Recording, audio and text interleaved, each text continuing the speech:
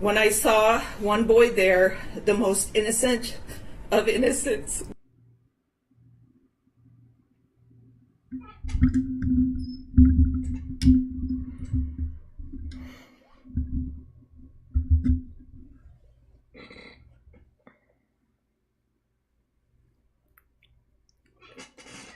Hello. It's 2:25 on a Friday, and there is a lot going on in courtrooms. A lot, I say.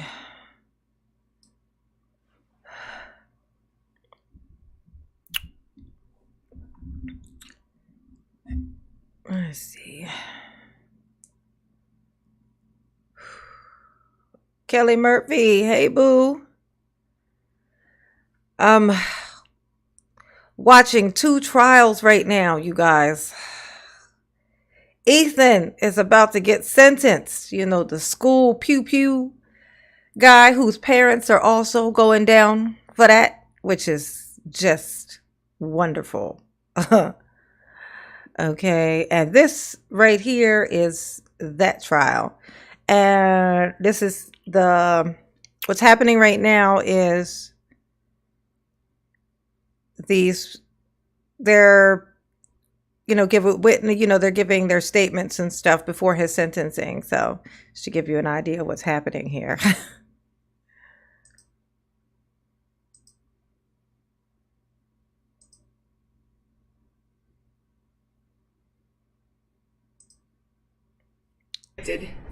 He thought of the defendant as a friend. They played video games together in school when they had free time in class. The defendant would help him with homework in class. My son trusted him. My son trusted you.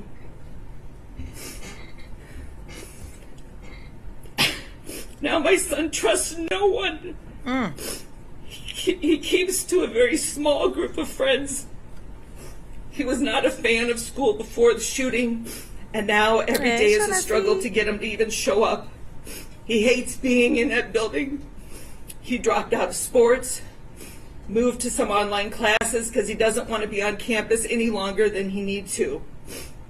He can't wait to be done and graduated this spring. Mike has decent grades. Imagine what he could accomplish if he actually wanted to be there. My son, like a lot of the boys from Oxford, struggle with controlling anger, and his emotions are extreme. Oxford is a small town community, has a small town community feel. It seems that everyone kind of knows everyone. So many notable things have happened to my circle of friends because of these events, and I'd like to share a few. The kids of Oxford School were forced to leave their belongings in school that day. Hundreds of cars remained in the parking lots because the keys were in the backpacks they left behind. One friend's son held vigil over his dead friend's car so no one would mess with it while it was parked there. At a town vigil, a sound system crackled, sent the crowd running in all directions. A co-worker of mine was trampled and broke her collarbone. I found my kids huddled in fear in the basement of an old building. My friend's daughter refused to go anywhere without a support dog by her side. Another friend of mine had 4 kids in the school at the time.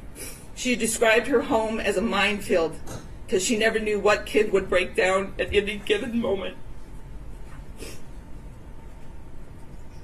Another friend's daughter desperately wanted to return to school. She would drive there, but she sat in her car in the parking lot for hours, too afraid to go in the door. Sadly, she was not the only one sitting in the car trying to work up the courage to enter. Another friend's son had given the shooter a friendly "what's up" fist bump as they passed each other in the hallway minutes before the shooting began. He's racked with guilt, wondering if he could have stopped it all. Another friend's daughter-in-law was in her 2nd year of teaching when the shooting happened. She quit her job, and she feels like her whole time in college was a waste, as she will never return to teaching. Every student enrolled at the time now has an asterisk on their school transcripts that denote grades or test scores unavailable due to school shooting. Dang. That's crazy. Wow. I'm going to tell you this. I went to go make some coffee a while ago, and I was telling my son when I woke up, because I laid in the bed for like a while before I actually climbed out of the bed. And I was telling them, what I was about to go live, and so some of the trials and stuff that was going on. And, I told him one of them was about a school, thing. And he was like, oh, I didn't know one of those happened recently. I was like, well, this one is from before, but they're actually happening like every day. It's like not all of them make the big news because not all of them do people die. Not all of them is there like this big count? You know what I'm saying? Not all of them, you know what I'm saying? Like, but there's one like every day in the United States. There's one like every day now at this point. There's one. And, like it's so crazy. This is like normal. This is normal. But with this one, I'm going to tell you something. With this trial, it's actually different. And I'm going to tell you why. Because the parents are on trial as well. They're going to be on trial as well. They're like, behind bars right now, waiting on their little trials and stuff. Because of this, which is going to change some things. That's going to change some things. Because, like I was telling him, it's a sad thing. And this is going to sound crazy, I know. But check it out. There are parents out there who are fed up with their own kids. Don't think they can do anything with them. And they weren't really trying in the first place. And when their kids go off and do something crazy like this, that can't nobody do nothing about, the kid got to go to prison. The kid's just going to be there now, right? There's a sense of relief that some of these parents, I believe, have. Where they get to be like, oh, good. Now I ain't got to worry about this kid no more. Because this kid is driving me crazy.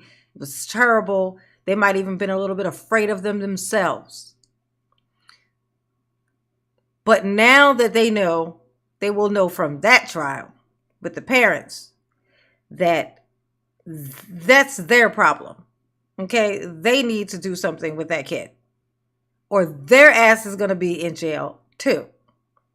If he does something crazy, that they're going to be held responsible for it also. If they know that, I'm going to tell you what they ain't going to do. I mean, what they will do, they will be watching. They will be checking. They will be making sure that kid they won't be giving them these types of things for their birthday when they already know the kid is questionable at best. You hear what I'm saying?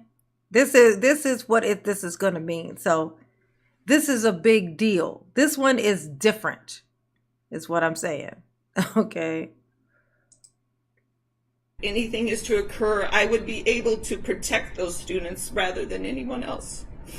I have now been accepted to OU for elementary education, and I would not change a word. Thank you. Thank you. First off, good luck to your daughter at Oakland University. Thank you for your statements this afternoon, as well as the statements of your daughter. I listened very closely, so I truly appreciate that, ma'am. Thank you.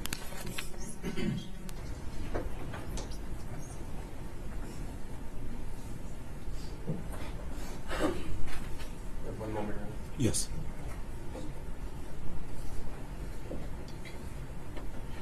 Judge, our advocates are going to confirm that nobody else is here to read. A minor student did ask that I read his statement for him. Thank you. You may proceed. His initials are EK. November 30th is a day I will always remember. November 30th completely changed my life. Never in a million years did I think I would be standing here today talking about the impact the school shooting at my school had on me. I shouldn't even need to be here. But on November 30th, that all changed, and that distant thought became my reality, as well as everyone else in the Oxford community. Everyone knows what happened that day, so I won't share anymore, but I will tell you exactly how this boy changed my life. Ever since that day, I have constantly tried to find ways to heal and live with this new reality of life. What is this new reality?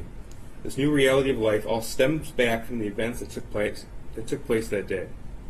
I feel as if I can't live a life without worrying or being afraid of reliving what happened on November 30th. The thoughts of reliving that day haunt me. I think about it all the time, and that is something that shouldn't happen. I'll go to class and I'll constantly look for an exit. I'll be at a party and I watch everyone and not be able to have fun because the constant thought of something going wrong will always be in the back of my mind. Those events took my innocence in a way that I will never be able to get back. I used to be able to have fun and enjoy every moment of everything, but now I struggle to have fun because one individual took that away from me. At times, I hate that I am the way I am. I want to be able to have fun and live a normal college experience. But instead of having fun, I feel like I need to be proactive in case something happens, and I need to be protective in case something happens. I need to get my people that I love out. Another big thing that hurts is when I go home from school, I expect to hang out with all of my closest friends from high school. Many of them I can and still do hang out with. However, one of them got taken away from us. And instead of hanging out with him, I hang out with his family and remember him and all the good times. Or I go sit at his grave. When I'm around anything or anyone that reminds me of Justin, I get overwhelmed, as if he's there with us, but not physically.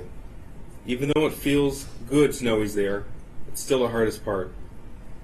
On that day, not only did I lose one of my best friends, but I also lost a teammate and one of my mentors. I played football with Tate and was on the verge of quitting, but if it wasn't for him and another teammate, I would have lost so many amazing memories and things I will forever hold.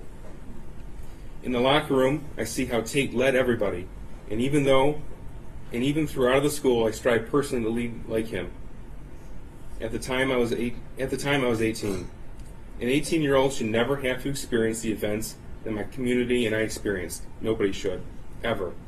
Now, almost 2 years later, I still struggle with the effects and feelings that I developed after that day. As for sentencing, I feel like all of the community wants only one thing, which would be for this boy to be sentenced to life without parole.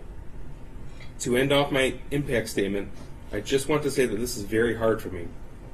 Not because of the person sitting across the room with handcuffs, but because it's hard to relive everything that happened over and over again.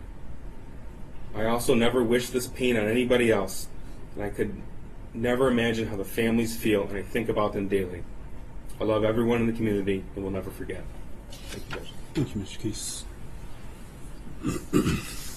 Judge, we have no further victim impact statements. Thank you. Okay. With that, counsel, please approach. Yes. Approach. All right. So that's all the victim impact statements. They did. Look at Ethan. Look at this. Look at this thing. Go back to him. Move the camera back. Him just sitting there looking like a douche. Look at him. Just sitting there with his little head down. Don't look at me. I'm just sitting here, just, taking up space and using up all the air and oxygen. Oh, my God. You know what? You know what, Ethan? Oh, you know what? I'm so glad that your parents is going to be up in there right on with you. They're going to be right in there with you.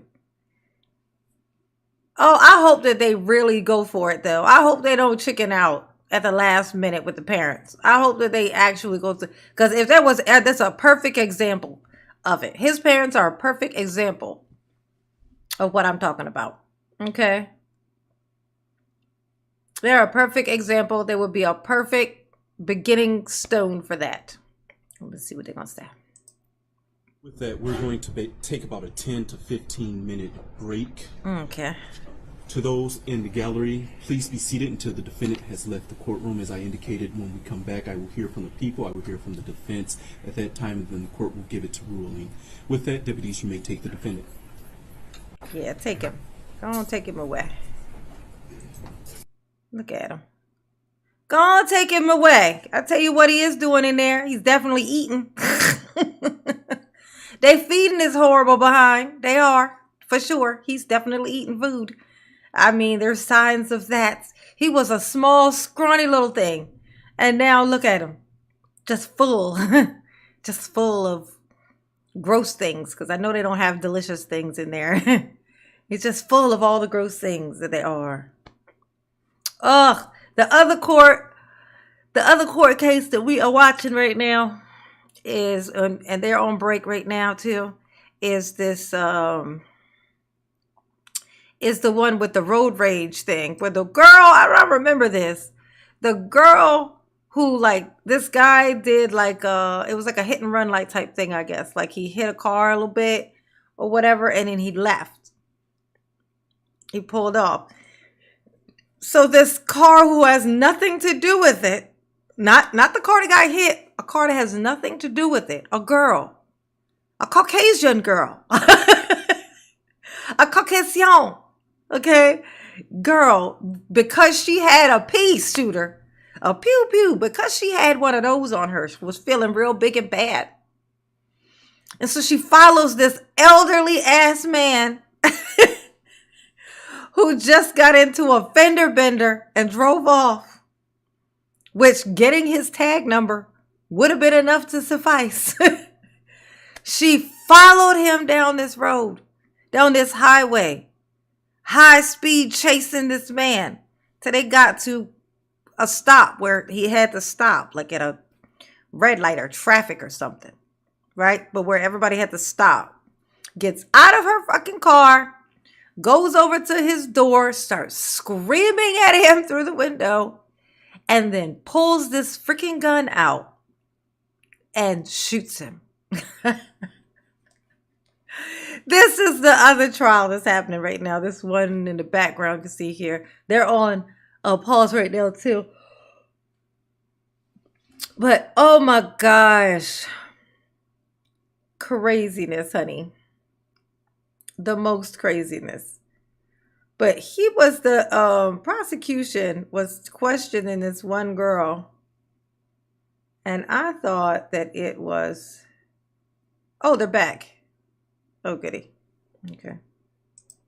Yes, sir. Okay. You can bring the jurors in. Thank you, Billy Ennis.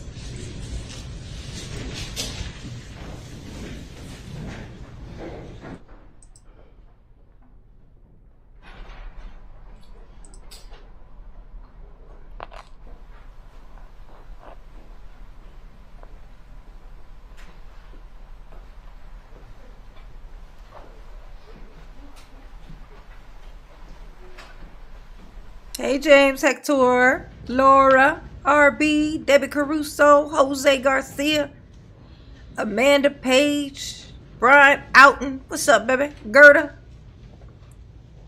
Kelly Murphy, Dave Carr, Tina P, Shaughnessy, Barb, Yes. Tequila, Sandra. Hey, boobies. Hey, Marilyn. Thank you. State may call its next witness. This is the road rage one.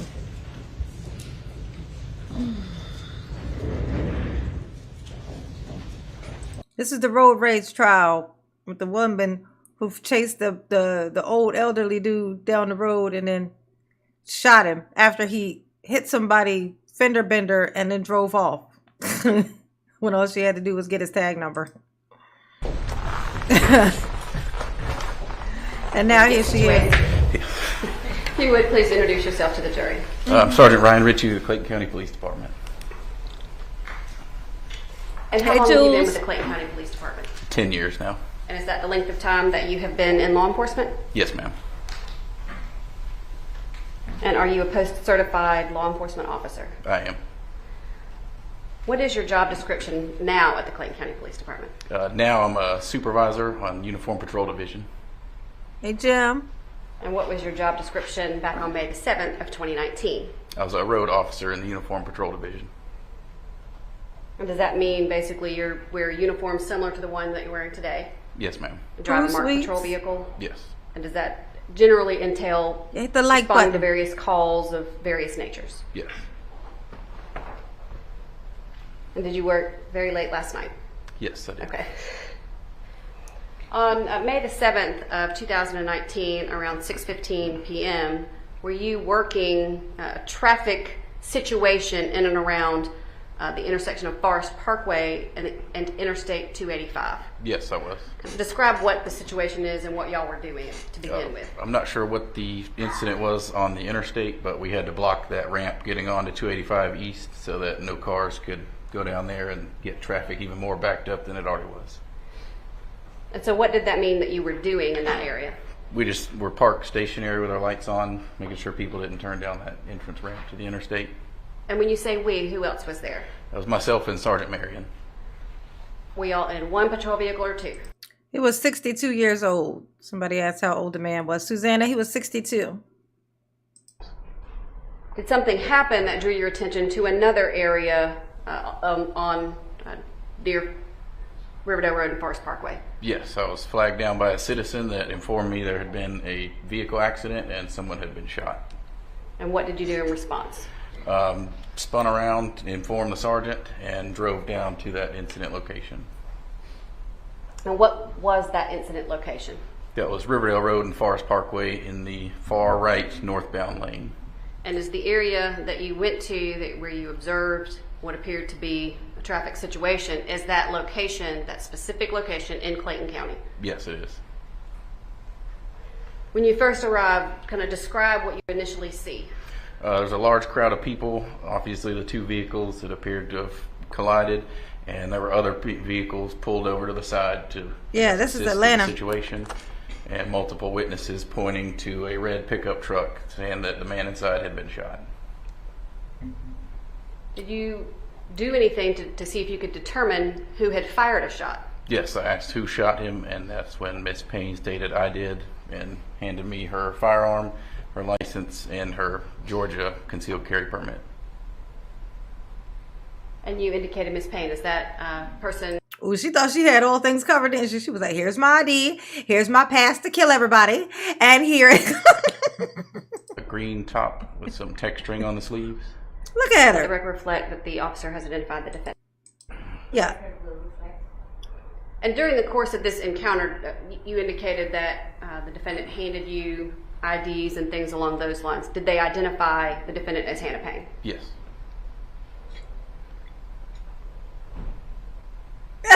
Did you, after you received the firearm, etc., where did you go next? Went to Mr. Herring's vehicle, the driver's side door. For some reason, I couldn't get it open. I'm not sure what the issue was there, but trying to assess him as far as his injuries. Miss Vivi. And you were unable to open that driver's side door. Correct. How did you gain access? I went around to the passenger side and tried to help from that side. Do you recall whether or not the vehicle was either in gear or whether there were keys in the ignition? What do you recall about that? I don't recall if it was in gear or if there were keys in the ignition. And were there documents in the vehicle that identify the person in that vehicle as Kenneth Herring? Yes. Was Mr. Herring responsive to you? He was not. And what did you do? We're trying to identify where his gunshot wound was and basically what was going on with him, as long as trying to get the driver's side door open. And was an paramedics or EMT or an ambulance requested? Yes, they were. And what were you doing in order to assist Mr. Herring prior to the arrival of the ambulance and paramedics? Apply pressure to his wound, and well, initially I was looking for something to apply that pressure with. I didn't find anything, and another officer arrived with some gauze to help out with that. And were there also civilians assisting you with Mr. Herring? Yes. Before the paramedics arrived? Yes. Did Mr. Herring ever say anything while you were there? No, ma'am. Okay. Did you observe anything in Mr. Herring's hands when you arrived? I did not.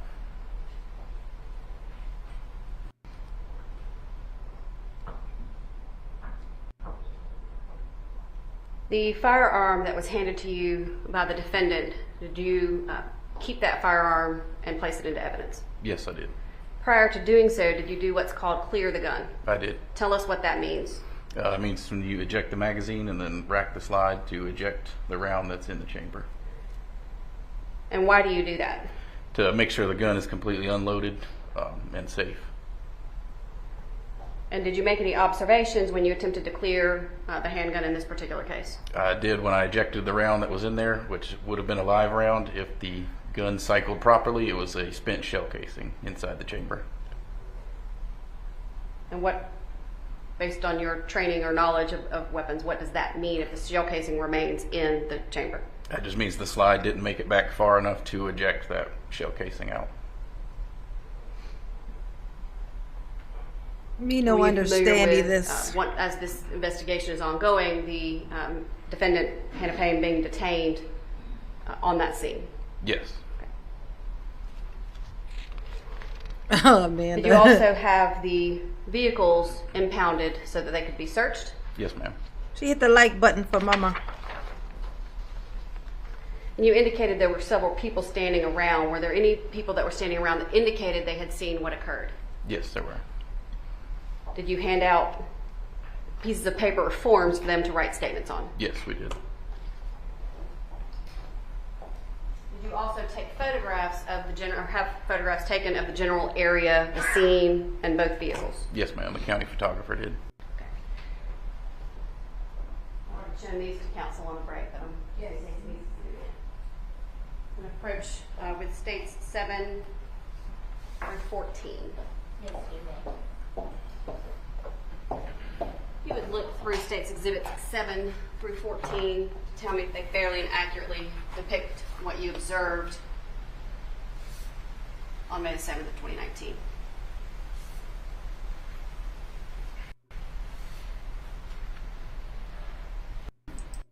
Yeah, that's funny. Yeah, that was a big thing that what had happened. She called the police while she was chasing after this man, right? She called the police and was like, I'm chasing after this man. He hit this car. I'm tracking him down, whatever. The police say, stop chasing the car. Stop. Go back to the scene. Stop chasing the car, okay? Just go back to the scene. Just stop. She tells them, no, she's not going to stop. And she proceeds to keep going. And now look at her stupid ass, like sitting in here. Looking right dumb. The police come. She done shot this man. Now here she go. Here's my ID. Here's my pea shooter. And here's my piece of paper that says that I have the right to, shoot people with the pea shooter. Here you go.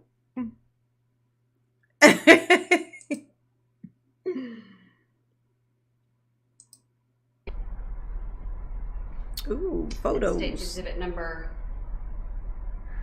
9. Let's let it focus. Okay. Describe what we're looking at in states exhibit number 9. Is the victim's vehicle? And in addition to where the two vehicles are touching on the driver's side of the victim's vehicle and the passenger side rear of the defendant's vehicle, is there obvious other damage to Mr. Herring's vehicle? Yes. And does there appear to be toward the ground some fluids and whatever coming out of that vehicle? Yes, ma'am.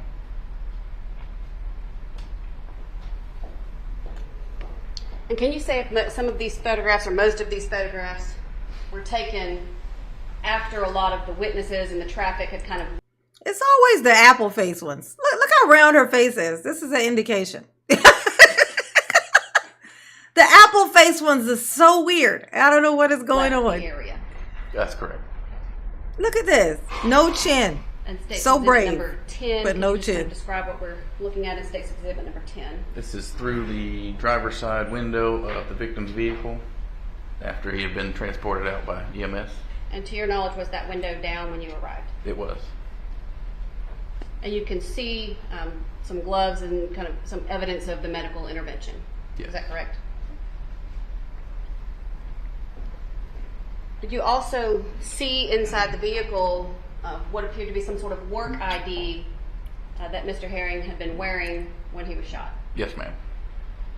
Was that kind of removed and located in the vehicle with a bullet hole? It was. Oh, she shot up through his badge. Oh, you bitch. She's the worst. It always be the apple faces, I swear. Hey, Darren. Also kind of photograph from the other side, from the looking from the passenger side, some items that were just the content and the state of the victim's vehicle. Yes, ma'am. And that's what we're looking at in State's Exhibit number 12. Correct.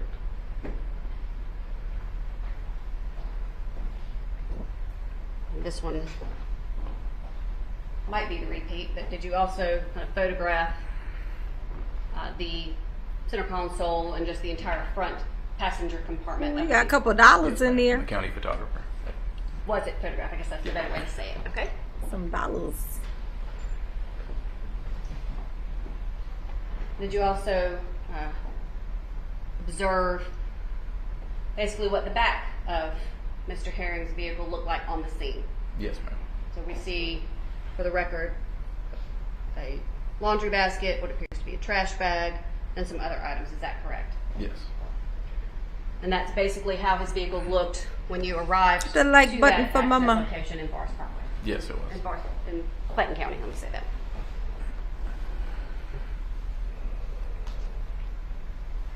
During the course of your time on the scene, did you realize or become aware that this situation was related to a traffic accident further down the road? Yes, I believe our dispatchers came over and said that the victim's vehicle matched the description of that vehicle. Okay. Your Honor, I'm going to state for the record, the state is about to approach the witness with a firearm. That firearm has been cleared and inspected by your courtroom deputy. Oh, they got your pew pew, girl. They got it. They got the evidence. Evidence. Also allowed inspection by counsel during the break. Okay. So when I approach with State's Exhibit number 15, you would look at State's Exhibit number 15. Go grab it, girl. Maybe you can get out. You can get out of this. Recognize State's Exhibit number 15. Go grab it. Grab it. Maybe you can get out of this. You can grab you a hostage, and you can a hostage, and you can get out of here. You can run to your freedom. You know what I'm saying? Don't you want your freedom sandwich? Exhibit number 15. Yes, it does. And other than the fact that it has labels and indications that the firearm has been to the crime lab for testing, is the firearm in the same or substantially the same condition as it was once you cleared it and made sure that it was unloaded? Yes. Under this time, State tenders State's Exhibit 15. No objection. Admitted without objection. And other than the fact that it has zip ties through the barrel and it is zip tied to the box, this would be the condition of that firearm. Is that accurate? Yes, ma'am. I'm going to leave the magazine here on the table, but can you turn the box and display the firearm to the jury, please? Secured in there. Yes.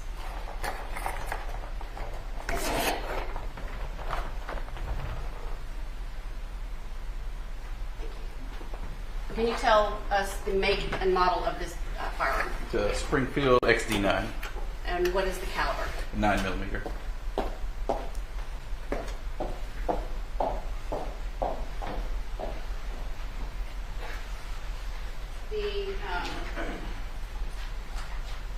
Did you also recover the rounds that were contained in the magazine, plus the shell casing and the holster that the gun was in? Yes, ma'am, I did. She had a little holster and everything, y'all. She was like, yes. You what has been pre-marked I can as legally State's do whatever I Exhibits want. 16, 17, and 18. Can you look at 16 first and tell me if you recognize 16? It's the holster that it was in. And is that an item that was handed to you that you placed into evidence for this case? Yes, ma'am. And is it in this? I want you to imagine something. You're supposed to want to get a firearm for the purpose of self-preservation. But it's something that happens when a person gets one of these things. It's like this weird, powerful feeling that they get. So what happens is, in this situation, here she is. She sees a thing happen that's not firearm related, right? No mortal danger here, right? And because she has this thing, she feels emboldened to chase. She chases this man down, even though he don't have a weapon.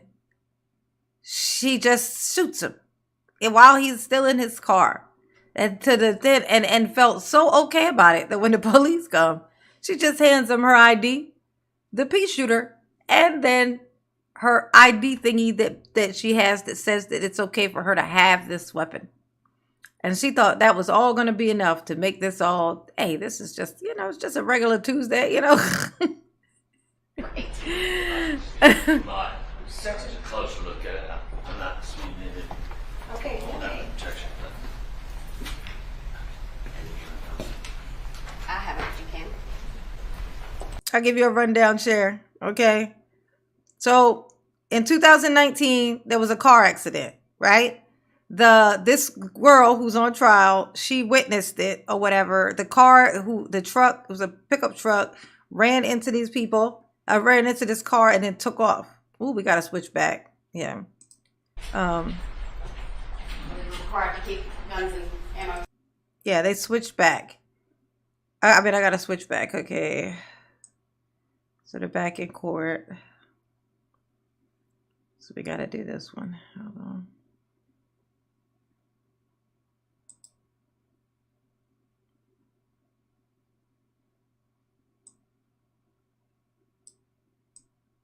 It looks like this one might. Oh, they're not back yet. Wait, are they back yet? Let me see.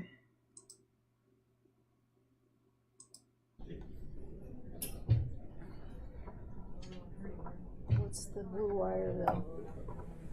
I don't know what the blue wire is, so I don't want to pull it out. Oh, I think they may have accidentally opened up the audio. Okay.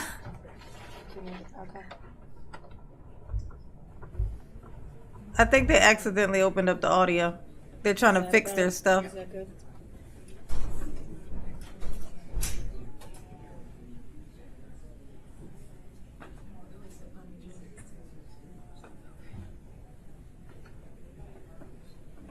Yeah. I think they accidentally opened up their audio.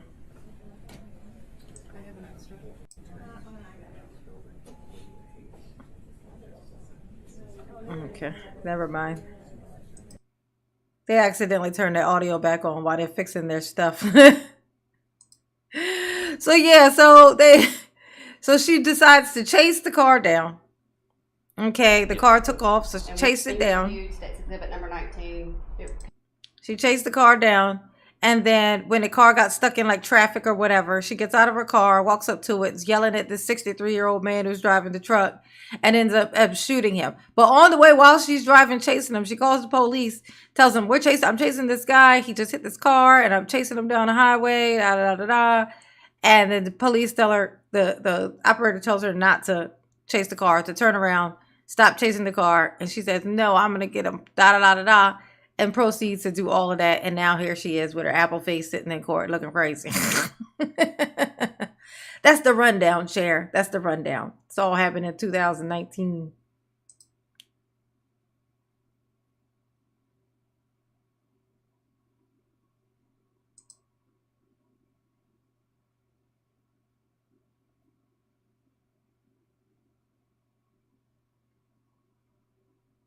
Look at her. Look at her. Looking right crazy. Look at this apple face. Oh, you thought you could do anything, didn't you? I understand how you ended up thinking that. I understand. It's the community's fault. We can blame the community a little bit for that. Okay? But it don't matter because it's your consequence. The community ain't gonna be punished. You are. You are. Look at this jaw. Jesus. Look at this thing. Oh, I wonder what she thinking, y'all. What's she thinking? What y'all think she thinking? I had to guess. Yeah, ain't nothing going on in there yet. If I had to guess. Ooh, Rocky Mountain resale. What's up, boo? Said, Mama, you playing hokey pokey and skipping work today? No, I'm off on Fridays. I don't work on Fridays anymore, remember? I haven't worked on Fridays in months. Months and months and months it's been since the last time I worked on a Friday. How do you not know this, boo? But thank you for your 4 months of membership, baby. Mama appreciate you. Yes, she do.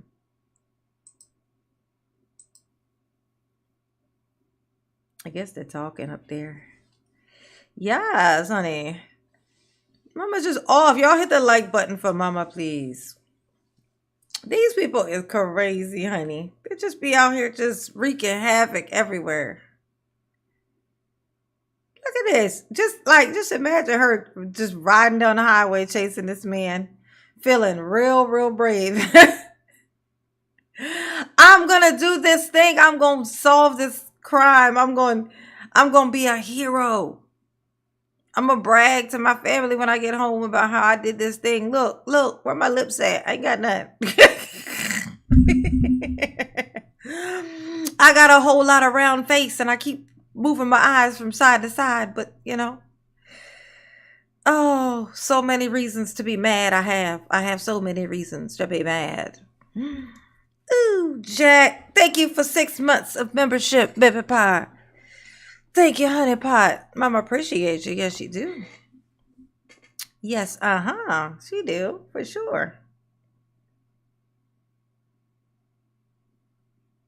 Hit that like button for Mama, please. Please and thank you.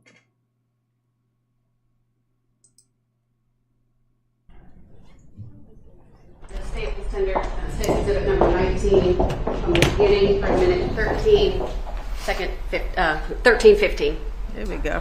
The objection we had at the bench to understand the court's rule. Okay.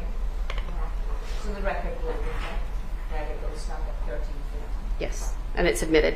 Yes. Thank you. Joe Sears, hey boo. Permission to publish, Judge?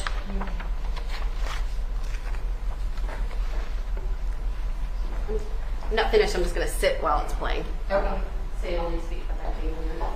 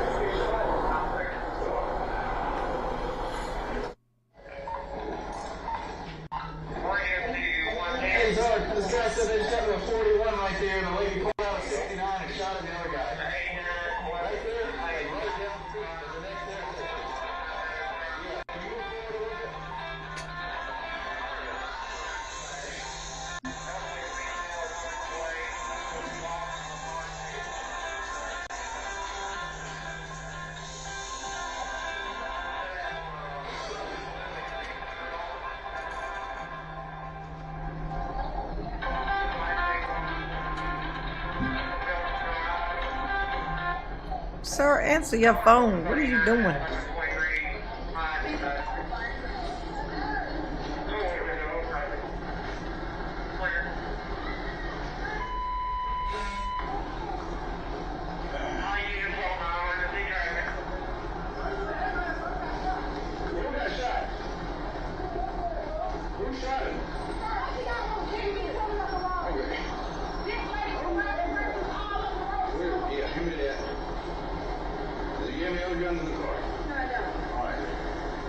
Look at her.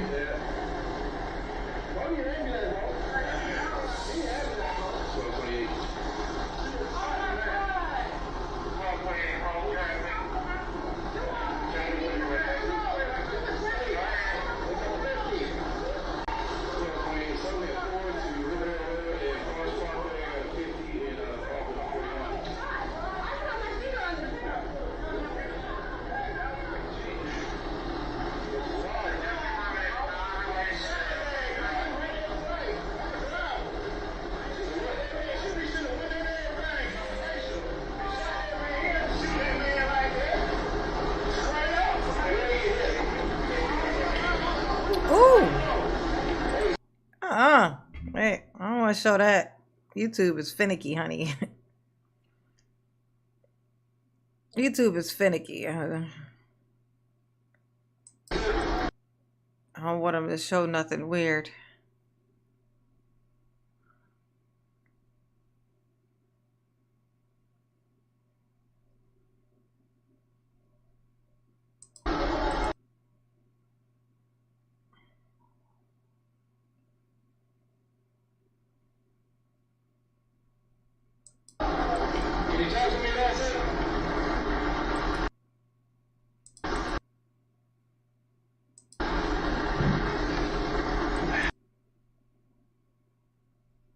I'm scared they're gonna show something weird.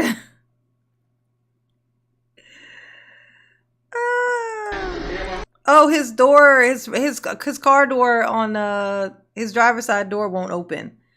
For some reason, the door is like busted or whatever. It won't open. I'm scared to play this part because I don't know what they're gonna show. Oh yeah, no, Let's see blood. No.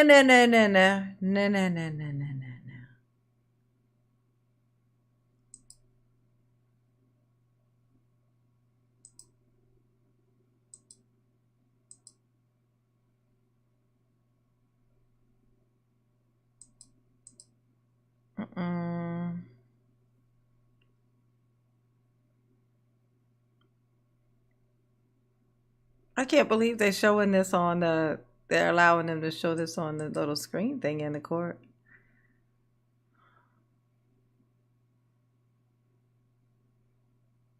Oh yeah. Yeah, we'll do that. We'll stop that one. Switch back to Ethan. It's a good idea. Statements are only brief, but they reflect hundreds and hundreds of others. I'm not sure if the court is aware, but there were a lot more victims who initially intended to give their oral statements, and as today approached, and even today, decided that wasn't something that they could do, which is further evidence of the trauma. It's impossible to give anyone a realistic description of what the last 2 years have been like for these students, brothers, sisters, teachers, dads, moms. It takes courage to stand before the court in this room and relive the most painful thing that has ever happened to someone. It will take courage and grit every single day for the rest of their lives. We will all go home when this is over. But for these victims, there is no going home because their loved one is not there. And their kids are forever changed, injured, traumatized, and working to get through each day, as you heard every single one of them tell you.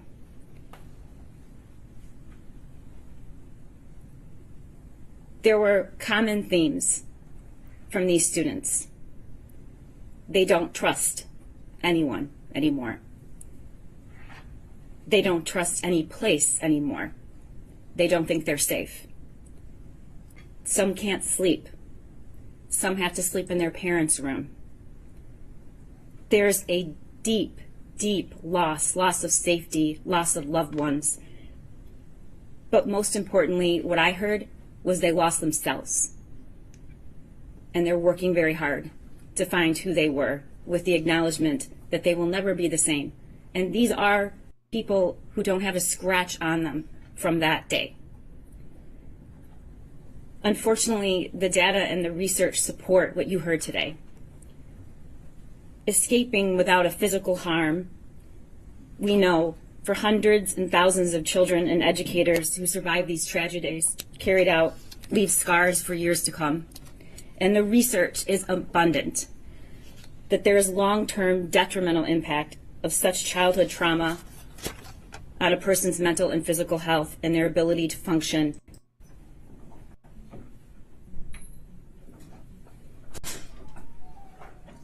All rise.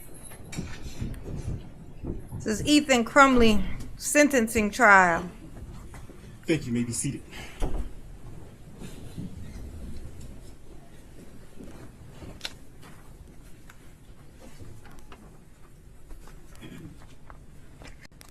Your Honor, calling People versus Ethan Crumbley, case number 2022-279-506 FC. Thank you. Appearances for the record. Karen McDonald on behalf of the people. Thank you, Mark Keast on behalf of the people. Paula Michelle Lofton on behalf of Ethan Crumbley. Amy Happ on behalf of Ethan Crumbley. Deborah H. McKelvey on behalf of Ethan Crumbley. Thank you. With that, you may all be seated. With that, people, you may proceed with your elocution. Yeah, he looked like a winner, don't he, Cher? Your Honor, we presented extensive evidence at the Miller hearing. I know the court has read our briefs. I do not intend to make any of those legal arguments here and rely on the testimony and the briefing that we did during that hearing. I do need to address, however, newly additional arguments that the defendant made in his sentencing memorandum, referencing the guidepost report and essentially placing the culpability on the school officials. Yeah, I want to say that there's not any dispute based on that report and all of the other facts that we know that there were numerous failures on that day by various individuals. But none of those failures diminished defendant's responsibility and the culpability for the decisions that he made up to and during the school shooting. And in arguing that other actors should have done more to intervene and stop him from his own planned, conscious actions, defendant fails to acknowledge that he consciously chose not to reveal his plans and that he, along with his parents, sought to cover up the fact that his parents had just bought him a gun.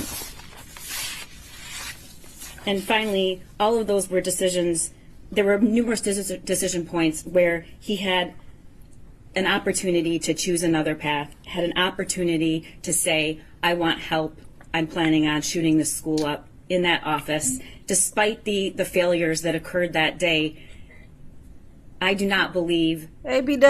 that it is, What's up, boo? I find it hard to stomach that those arguments could be used during these proceedings to somehow take the culpability away from the defendant.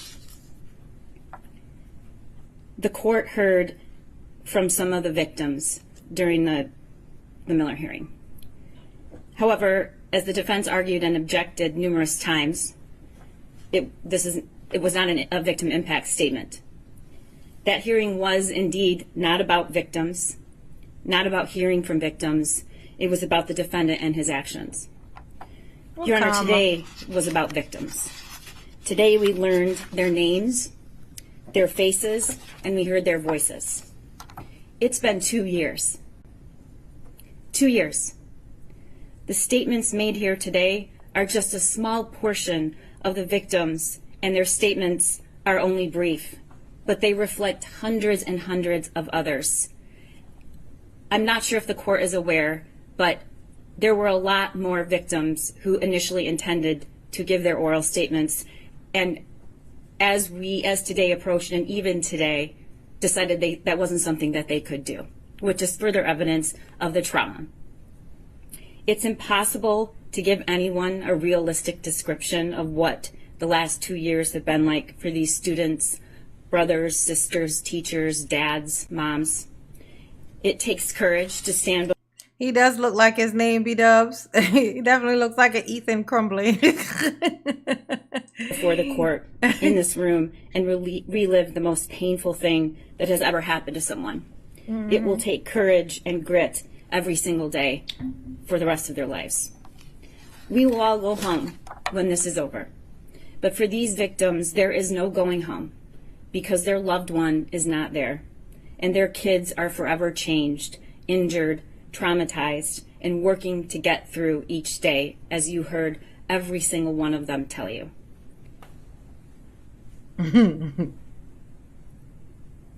There were common themes from these students. They don't trust anyone anymore. They don't trust any place anymore. They don't think they're safe. Some can't sleep. Some have to sleep in their parents' room. There's a deep, deep loss of safety, loss of loved ones. But most importantly, what I heard was they lost themselves. And they're working very hard to find who they were, with the acknowledgement that they will never be the same. And these are people who don't have a scratch on them from that day. Unfortunately, the data and the research support what you heard today. Escaping without a physical harm, we know, for hundreds and thousands of children and educators who survive these tragedies carried out, leave scars for years to come.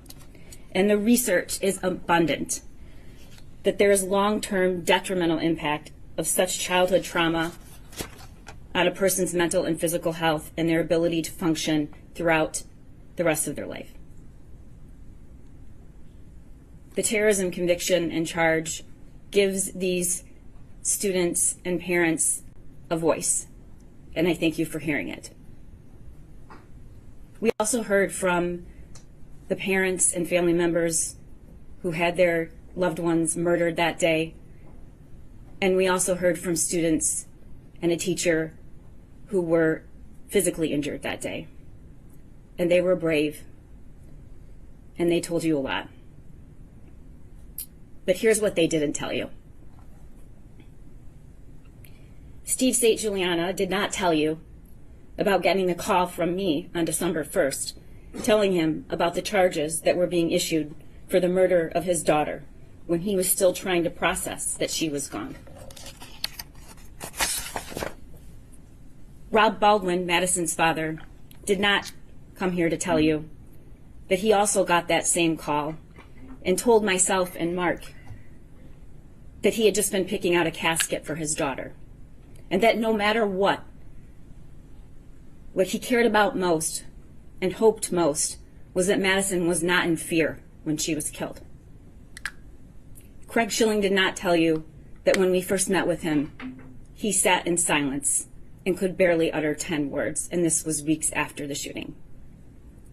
Jill's Hold up. I want to point that out. That right there, what she said, what that dad said, is the biggest truth.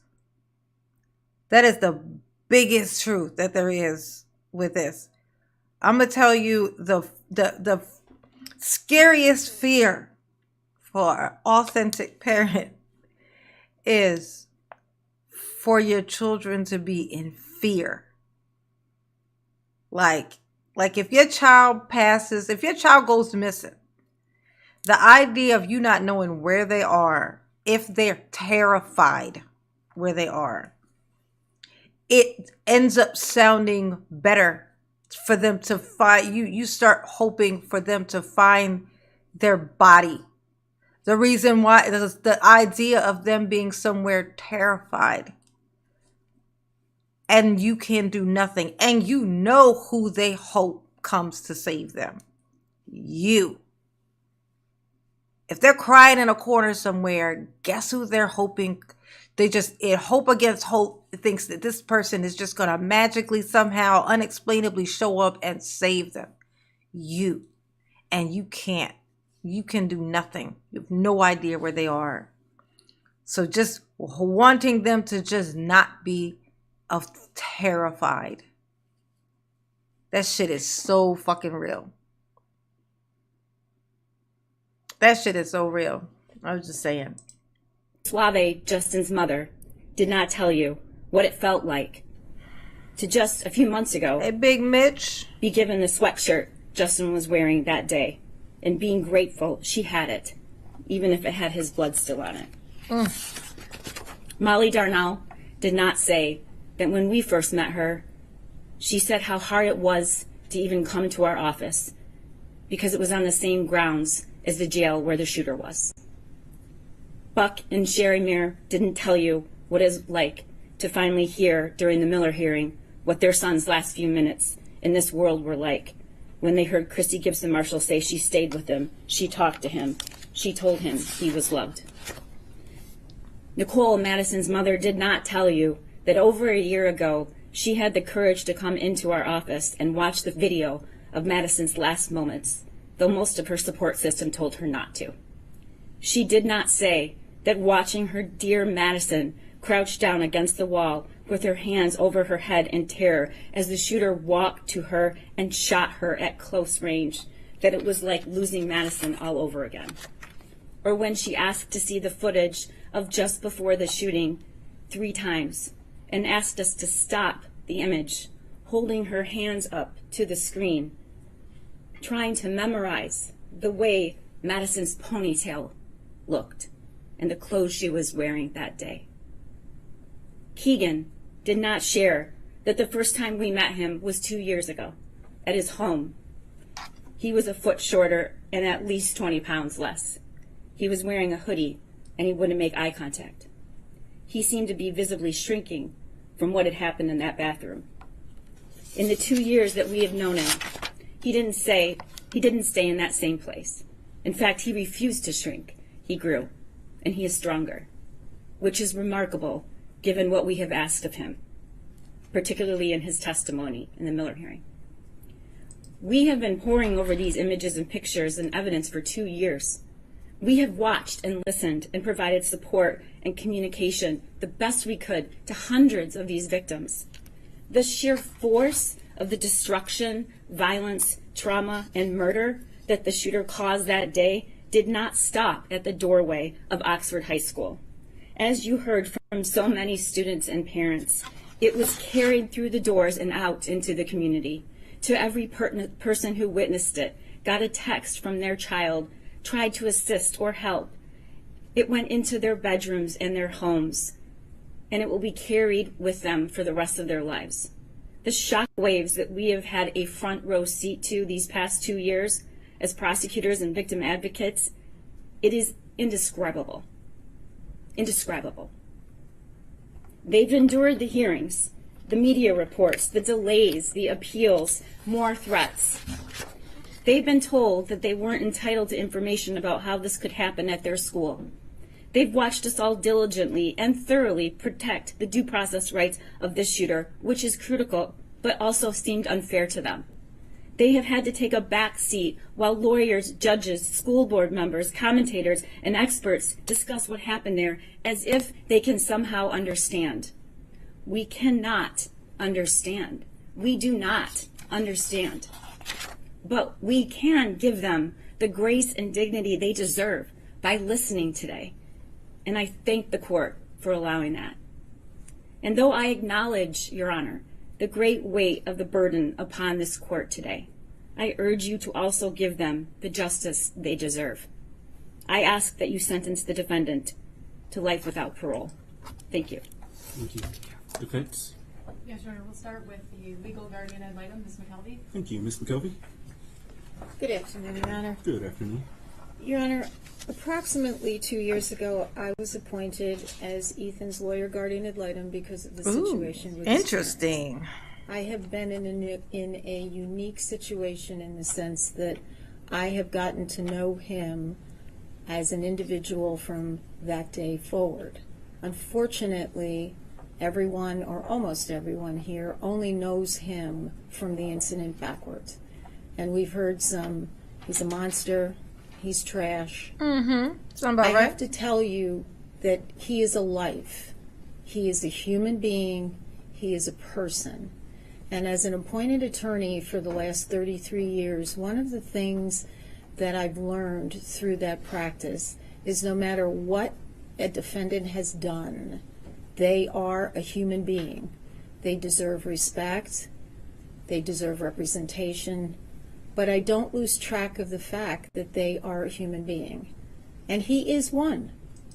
Hey, look, lady, we know he's a human. Well, I don't know why you thought you needed to let us know he wasn't a human. If we didn't think he was a human, we wouldn't be trying to put him in a prison, okay? Like, this is a human prison. What you think we're going to put him in a dog prison? Okay, well, rest easy knowing he's going into the human prison because we know he's a human. There. Feel better now? He was 15 years old when this occurred. Mm-hmm. I don't believe anyone on the defense side, including Ethan, has diminished the act that he did. No one. He has never diminished that. He chose to plead, and here we are for sentencing. Mm-hmm. He did not want anyone to have to go through any more than they have to.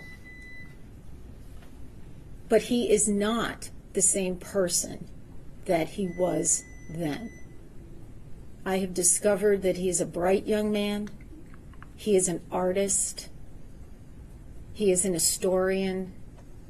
And there have been days where I have been oblivious of the fact that I have sat in the little cell in I Block for 3 hours just talking to him. As the court knows, the jail is not designed for juveniles, so it's a very isolating experience. And so my role was more to keep him company, to not have him feel so isolated, to make sure that the needs he has, as every other individual who is housed at the Oakland County Jail has, and that they are being met. This is hilarious. What is your point? I'm sorry, what was your point again? Oh, you didn't have one? Oh, that's what I thought. I just wanted you to confirm it for me. Yeah, he wants some. She would like for him to get some respect for his existing. You know, it takes a lot to exist, even though he ain't have nothing to do with how he got here. His parents' decisions brought him here. But let's respect him. But his life is salvageable. His life is rehabilitatable. Oh, is it? How about his victims? Can we rehabilitate them? No? Oh, well then what the fuck are you talking about? You know, he didn't die when he killed those other people. So he is still here. So we should praise him. In fact, we should make a statue to remember him. You know what I'm saying? Even though he's still here and also should be free according to me in my plaid jacket. You know what I'm saying? This lady is giving me specific vibes. This whole outfit, hairdo, everything about you is telling me everything I need to know. Okay? These are the people that's the reason why I ain't even gonna vote this year. Fuck that. I don't want no parts of it. It's too crazy. You just want everything to be okay. You know what? He's just a killer. He's a human. Okay?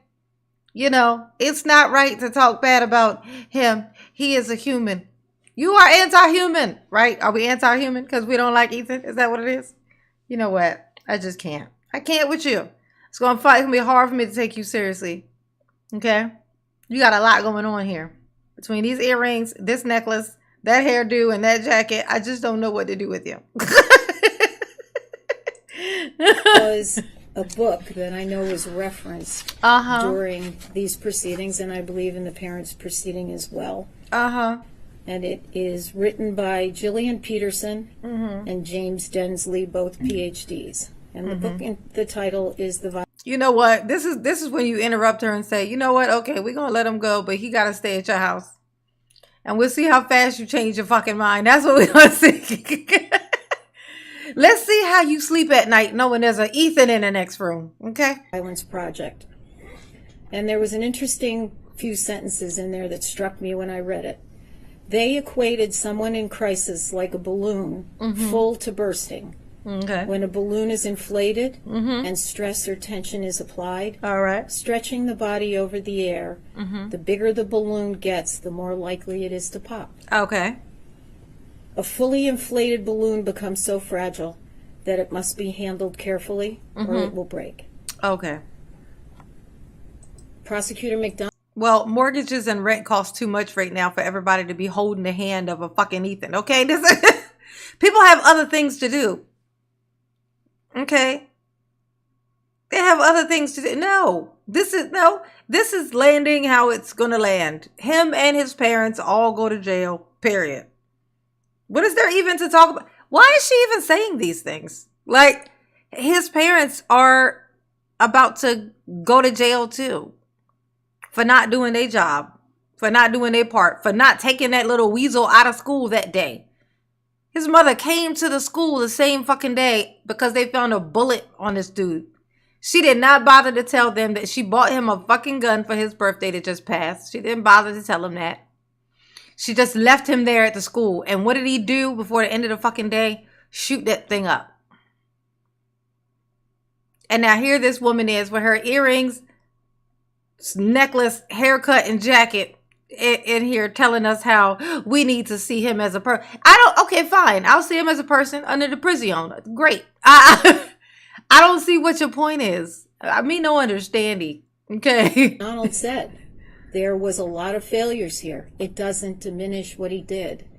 But there were a lot of failures that someone could have deflated that balloon a bit that could have potentially prevented this incident of occurring and us being here today facing the decision that you have to make. Jesse. Yes, But the to Karen me, cut. His life is worth salvaging. His life is worth rehabilitating. Oh, yeah. And as I know the court knows, all the lawyers in this room knows, that you have to fashion a sentence that is punishment, deterrence, protection, retribution, and rehabilitation. Yeah, notice how the rehabilitation part is last. Oh, screw that. Oh, I got to rehabilitate him. So if it don't work, then I still got to set him free because at least I tried to rehabilitate him. So then he gets to go out and murk somebody else's children. Yeah, how about no? How about no thank you? Nice try. Nice try. Ugh. Put him in her house and let's see how that work out. And if you look at him as a human being who is salvageable, who is Super Kelly. rehabilitatable, then life in prison without parole is not the appropriate sentence. I have always... I'm going to tell you what is appropriate. Him bringing back these people he done took out. Okay? He bring them back and we'll let him go. That sounds fair to me. I'm just saying. You think these people would be concerned about putting him away if they could get their loved ones back? No. So just bring them back and then he can be free. Him and his parents. But if he can't do that, then we don't got to do shit. No, he getting up underneath this here prison for evers and evers. And this ain't gonna be our problem anymore. The last thing that we need to be doing with there being a new freaking school ooshing every freaking day, the last thing we need is to have one of these ones that actually didn't murk themselves on the way, when it was over. One of the ones we can punish, we set fuck free. We let him go, like we let him do 20 years or something in jail and then come out at 40, 50 years old and then just be free. That's the last thing we need. If anything, for deterrence purposes, they need to be strapped to some chairs. You know what I'm saying? Some bolts of lightning need to be present in the room. You know what I'm saying? Oh my God. But actually, not even that. I want them to just stay in prison forever so that they can forever be tortured. So they can forever be in that thing when I was talking about fear. I want them to have that. That's for them. It's been impacted Feel myself getting by pretty Brian pissed Stevenson, here. who is the author of Just Mercy, Mama's getting a story angry. of justice and redemption, when he says, each of us is more than the worst thing that we have ever done. And I know everybody who spoke today probably cannot see that in Ethan, but his life is worth more than the worst thing he did, and what he did is probably the worst thing that anybody could do on the face of the earth.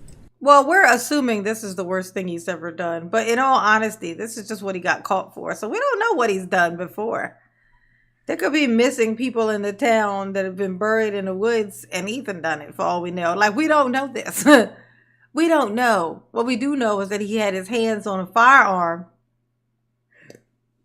Okay, we know that. We know he had access to the thing he would need to make that thing happen.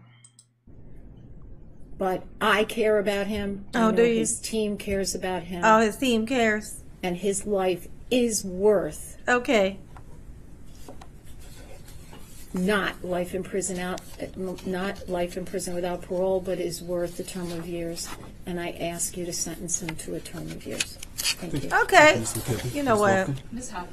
Actually, you know what? Now that I heard her out, I feel like, I can understand what she's saying. Yeah, like life in prison without parole. That's tough. Just give him years in prison. Okay. How about 2,000?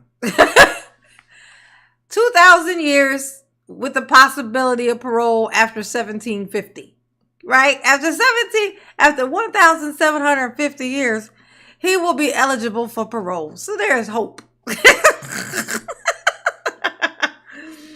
How about that? No? Oh. Very briefly, Ms. Hawkes, I know that I don't want your arguments to overlap, and so I'll listen to arguments, but go ahead, Ms. Hawkes. Good afternoon, Your Honor. Good afternoon. My This is his one of his my lawyers. purpose in speaking today is to address two specific issues. Okay. First is the issue of making bombs for Hitler. I first became aware of this book because of media reports. As recently as Your Honor's opinion has mentioned this book because it was Ethan's favorite Hit the like book. button. This book is published by Scholastic Publications, which, as Your Honor probably knows, and many people in this room do know, Scholastic is a organization, a company that specifically provides books to schools. They provide them to students in schools through those little newsprint flyers that come home once a month, once every other month. Yeah, for we know. parents to buy books for their children. Yeah, we get They it. run book fairs in schools. They provide opportunities. Okay, yeah, well, we get it. They pointed out that was his favorite book. It's a Hitler book, but it's also a Scholastic thing, which means it's distributed at schools, which makes it okay as school material. Got it. But guess what? I don't hate him because of Hitler. Okay. I didn't even know that he liked that book until you just said it. But see how much I already hated him before I knew it? Well, there you go. So it don't matter. That's not why he's about to go to prison forever. It's for murking the children. Oh my God. Or anything of that sort. What this is a book based on the real life stories of, in this particular case, a Ukrainian person who during World War II was kidnapped at the age of 9 and enslaved by the Nazis. These stories came to light after the fall of the Soviet Union in 1991. Okay. Ethan loves history. This book is about the 9-year-old main character who once was kidnapped, was thought of as a useless person because of her age by the Nazis who took her. She went on to arrive at the first work camp where she was enslaved, to be treated as, referred to, and called as subhuman solely because of her ethnicity, being Eastern European. It follows her as she worked in the very brutal slave labor camps, as first in the laundry, then because of her, and I use quotes for these, deft tiny hands, attention to detail, and patience, was moved to the metalworks building of that work camp. Yeah, this is the At the sentencing. metalworks building of that camp, they prepared the bombs that the Nazis used. Her specific job was to load those metal bombs with gunpowder. She and the 5 other girls, because they were all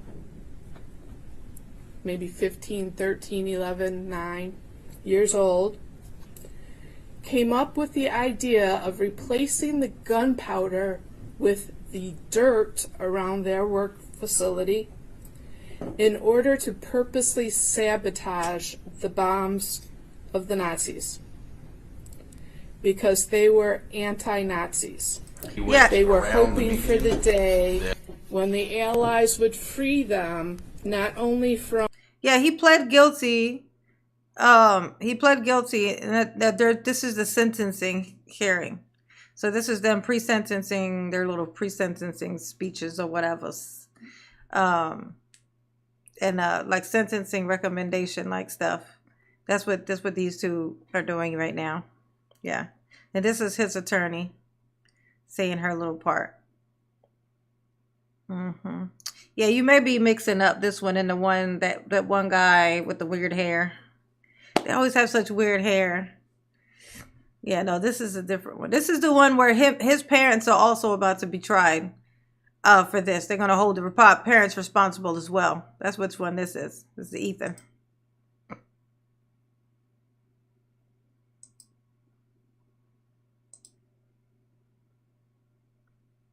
Oh, my bad. Sorry.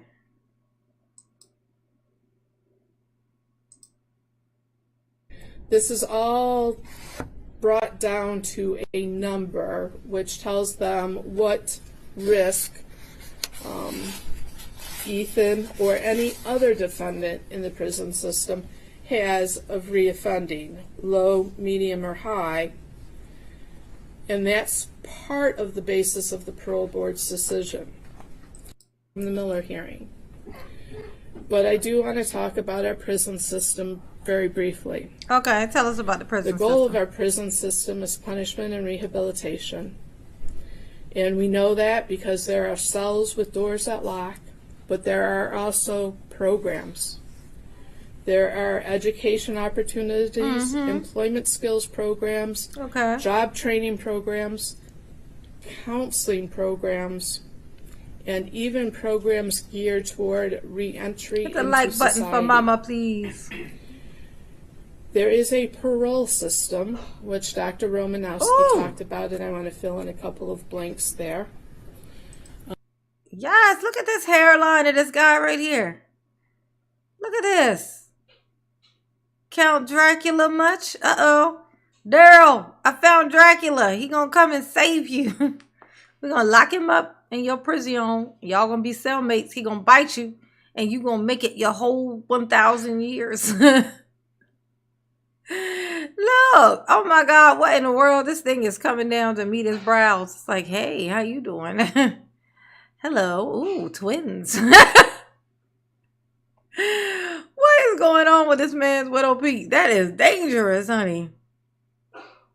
This is one of Ethan's lawyers. This is one of Ethan's attorneys, you know, trying to get him off. Well, no, not trying to get him off, because he pled guilty already. This is the sentencing part. So she's trying to basically help to make his sentence not so bad. Basically, that's what everybody's up to right now. Hey, Super Kelly. If given a term of years, which I am asking the court to do, Ethan would be eligible at the minimum number of years for parole. There is a board that would review his eligibility. Part of what they look at is a worksheet that includes all of the crimes he's committed, all of the programming he's participated in, and the extent to which he participated. It takes into account tickets and discipline that he incurred, if any, in the system, his mental health, and they also calculate the statistical risk of reoffending. This is all brought down to a number which tells them what risk Ethan or any other defendant in the prison system has of reoffending, low, medium, or high. All right. And that's part of the basis of the parole board's decision. The other part depends on input from the prosecutor's office, input from victims and victims' families, an interview with the defendant, him or herself.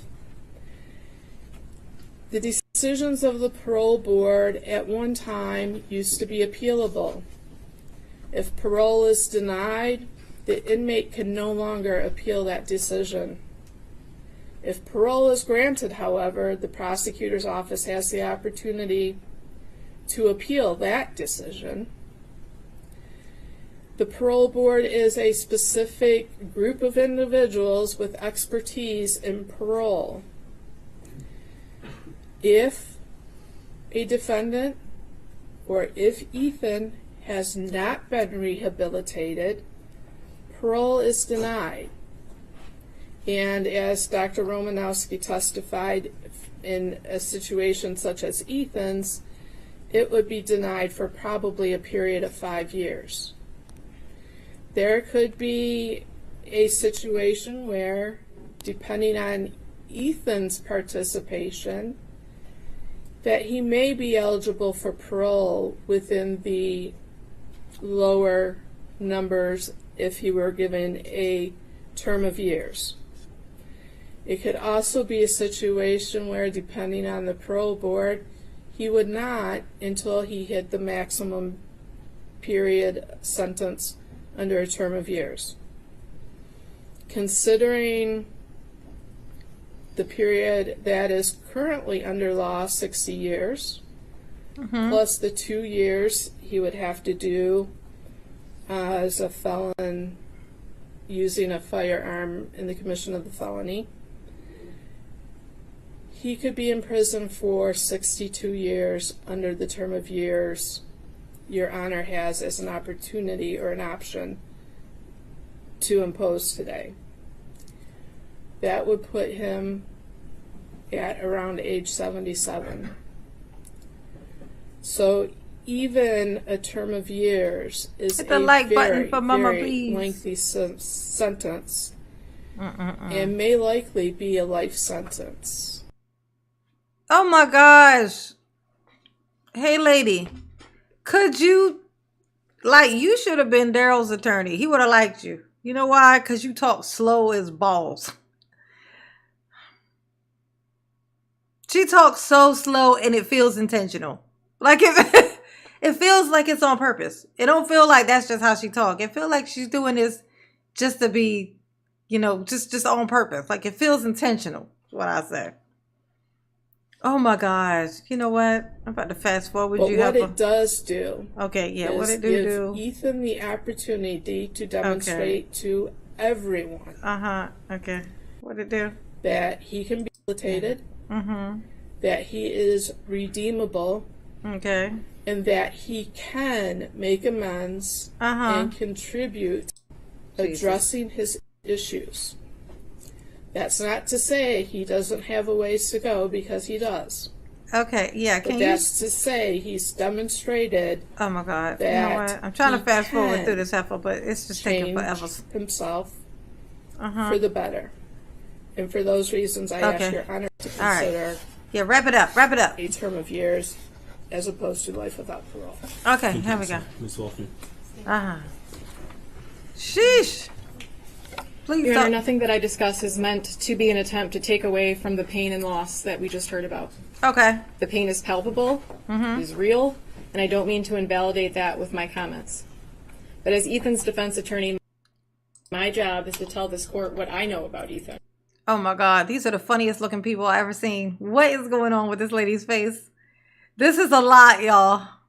This is a lot to process. Where did they find these people? I can't express what's going on with this lady's face. Hold up. Check this out. And what I believe the sentence should be. Her stance, her stature. Memorandum, and I know the court takes time to review all that, so I'm not going to. Hold up. Who she look like, y'all? Who does she look like? Come on, somebody tell me. Who is this? Who does this look like? I'll give you a hint. It's something like a cartoon. It's not a cartoon, but it's from an animated series. Not a series, but an animated movie. Somewhat scary. Like a scary animated movie. Who is this lady? Who does she look like? Come on, y'all. No, it ain't Morticia. Morticia was hot. What are you talking about? It's not Morticia. Morticia is a hot woman. Sexy. No, Wednesday is cute and adorable and evil. Come on, somebody gonna get it. I believe in my babies. Who does this look like? Come on, y'all. To repeat everything. It's an animated, scary movie. Will make. I want to highlight character. a few things.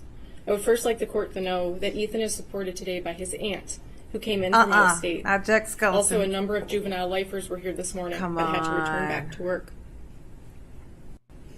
I know that the court reviewed the letters that we submitted, and we ask that you continue to consider those prior to sentencing. I give you a hint. Buttons. Buttons. That's the hint. Buttons. Now y'all tell me who it is. I first met Ethan on December 4th of 2021. That day I met a broken, an extremely sad and hopeless kid. He didn't look up. He didn't make eye contact. He barely spoke. In the first few months, I wasn't sure that we would actually make it to sentencing. He was depressed and still suffering from the mental illness that he came in with. After being arrested, he never saw the news or social media or the vigils that were held. He committed these acts and then was locked in a vacuum. The Coraline mom. Yes, the Coraline mom. The movie Coraline. The Coraline. The movie Coraline. She is the mother from the other world with the button eyes that wanted Coraline to let her sew buttons on her eyes so that she could stay with them. Oh, that's what she looks like. Oh, God. Oh. No, we were watching this way before we were watching the freaking internet. Yeah, Coraline's old. Yes, honey. That is Coraline's mother from the other worlds with the button eyes. This is what she looked like. I will say this, though. She does look like Cruella. That's actually a good one. If she had the little white and black hair thing, she definitely does look like Cruella. When we had the initial placement hearing, it was the first time that he experienced the anger of his community and the pain that he caused. He did not take that lightly. Over the last 2 years, I have watched him go through all of the stages of grief. Ethan has never bragged about what he did. Ethan dreaded in court hearings because, unlike what has been said about him and what he wrote in that journal, he doesn't like attention.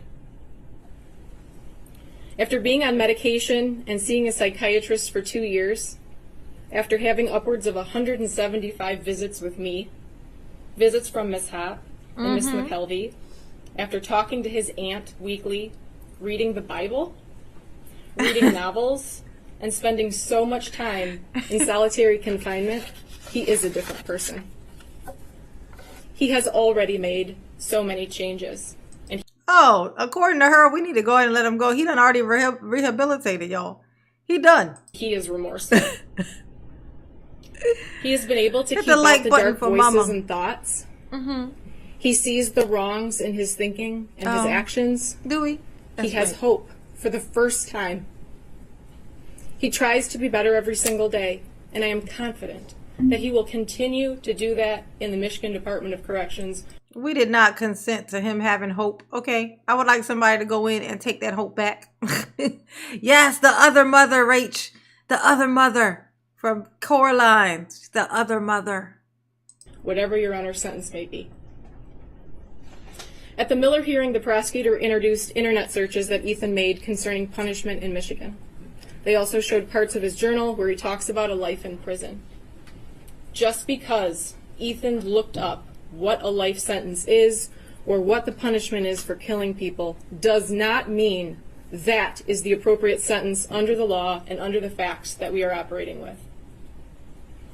Would a healthy 15-year-old be okay with going to jail and prison for the rest of their life? Absolutely not. The fact that he even researched what his sentence could be and then still went forward with his actions only further shows how depressed and mentally ill he truly was. I want to talk a little bit about the journal. When you read Ethan's journal and you compare it to the notes from Dr. Anaker that we attached in our sentencing memorandum or the report of Dr. King, it sounds like a completely different person. And after meeting with Ethan for over 2 years, I now understand that the journal was the worst of the worst. It was an exaggeration of his thoughts. It was a place where he could say anything and there was no judgment. It was a sounding board without reverberation. He could make himself sound scary. He could make himself out to be a person that would be remembered. How do we know this to be true? We can look at the internet searches leading up to November 30th. We can also look at the step-by-step description of what was going on in his head that he gave Dr. Anaker. A few examples of the searches within a week or two of November 30th. Should you do something that scares you? What happens if you have depression and anxiety? What causes mental illness? Can you get in trouble for not doing homework? Am I a sociopath? Can hormones make you have bad thoughts? How to tell your doctor that you have depression? Can a therapist tell your parents? How to tell your parents you have depression? He was still trying to figure out what was going on with him. He acknowledged that something wasn't right, but he did not have the support or the connections with adults that could help him. So while just reading the journal and listening to his video the night before could leave you with the impression that this was a master plan that had been crafted for weeks without hesitation. I'm sorry. I'm going to tell you like this. This is how it works, okay? If you go out and murk a bunch of people who ain't actually personally done anything to you, okay? They like you being mad, which should send you, if anything like that, on a rampage for those who have wronged you. Right? Specifically those who have wronged you.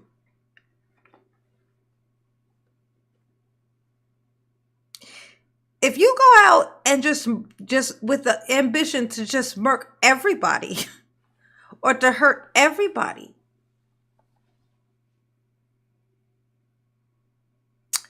you is gonna fry. This is all there is to it. You gonna get this electricity. That's all that there is to it. Like this is crazy. That's crazy. Okay. Now you getting and being angry because people are doing these horrible things to you and you want revenge and you go seek revenge, da da da da da. Now that's just, basically kind of human nature mixed with not a sense of not a big enough amount of fear for your own future. Like if you fear for your future, you appreciate and cherish your future, your life, your freedom, then you make these choices, decide not to do these things. You think the things, but you don't do the things. But if you are mad and feeling all some type of way and decide to go punish strangers, you're just a lunatic, period. And you need to be locked away, period. You are a danger to society, period. Because that means you could be a person who never does anything bad or wrong to anybody. All you do is right and nice things to everybody. You work your whole life to make sure that all you ever do is cross people the right way. And just because you're in a fucking Target one day, you're inside of a grocery store, you're in a Walmart one day, and this guy who nothing's going right in his life and people are bullying him because he's mad at that person over there decides to come in your proximity and take you out. No, absolutely fucking not. He needs to be locked away for all of eternity and y'all shouldn't even be allowed to even speak on his behalf. That's how I feel. Okay. If the people that he went at were people who had been bullying him or something, then fine. Come up here and say the piece of all the things that nobody listened to him when he was complaining about it before he went and did it. Now that's something else. That's something to be spoken to. But that ain't it. He's just randomly wants to go in somewhere and terrorize people. This is just terrorism. So no. Coraline's other mother, you are just fighting the uphill battle. I know this your job. I'm going to stop picking on you. You know what I'm saying? You didn't pick this face. It ain't your fault. I'm sorry. My bad. It's instinctive. I'm sure you're a lovely person. I'm sure your mother feels that way. I'm sure. I don't think the other evidence supports that. Oh. Mm-hmm. He struggled with his actions until the moment he came out of that bathroom. Mm-hmm. I want to touch briefly on the guidepost report, and I have never said that that report diminishes Ethan's culpability. Ethan pled guilty, not even no contest, and wanted to move directly to sentencing. Dr. Colin King, in his detailed report and while testifying, discussed implicit bias as a reason that the school acted in such a manner when dealing with Ethan. He came to this conclusion because nothing made sense about Ethan being sent back to class. We obviously, at the time of the Miller hearing, we were not privy to the inner workings of the district. But the guidepost evaluation and report goes so much deeper than the rationale of implicit bias. The report says the school failed Ethan.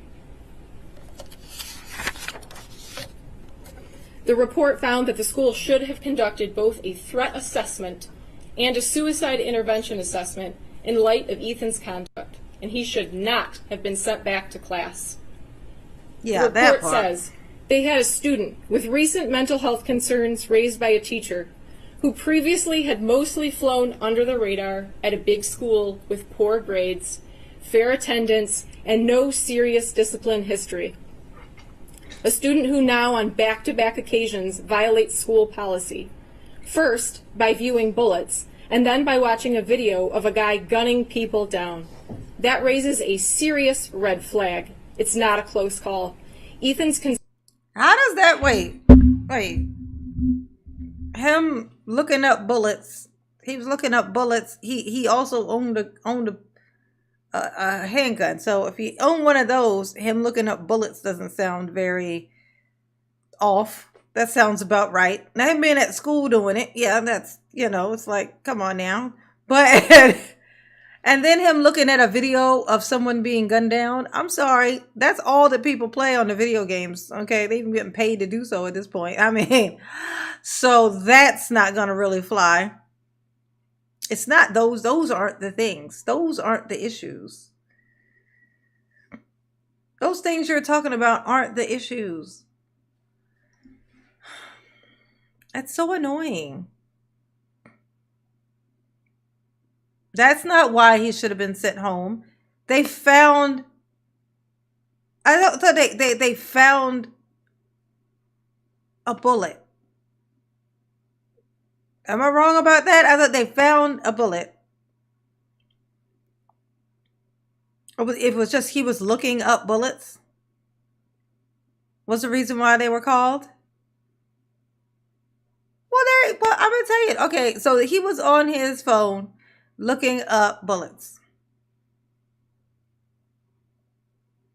and he had pictures and stuff. I think of weird stuff or whatever. So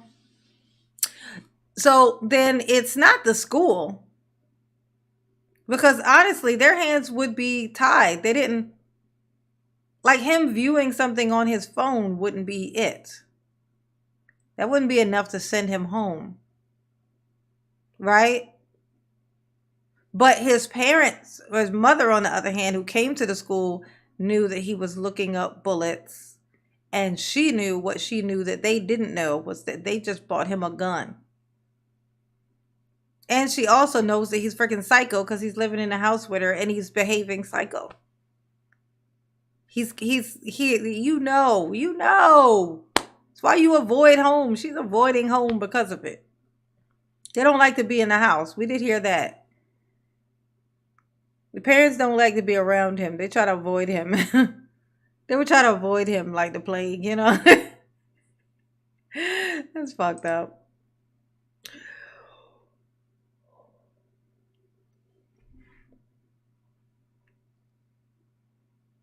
Concerning behaviors and statements at the very least might suggest physical violence or a threatening situation. So why is this relevant in this case and at this stage? Again, this report is not offered as an excuse or justification.